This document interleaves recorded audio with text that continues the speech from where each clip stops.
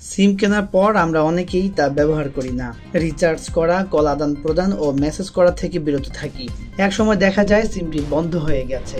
তবে সবচেয়ে দুঃখ তখনই হয় যখন দেখি আমাদের শখের কেনা সিমটা অন্য কেউ ব্যবহার করছেন।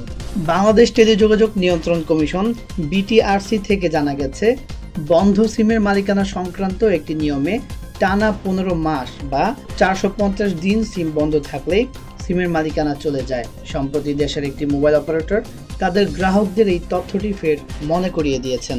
সম্প্রতি এক গণবিজ্ঞপ্তিতে ওই মোবাইল অপারেটরটি জানিয়েছে, তাদের কোম্পানির কোনো সিম বন্ধ থাকে এবং তা 15 মাসের বেশি সময় ধরে অব্যবহৃত থাকলে 13 আগস্ট 2024 তারিখের মধ্যে প্রয়োজনীয় ব্যবস্থা নিয়ে পুনরায় সিমটি চালু করে দিন।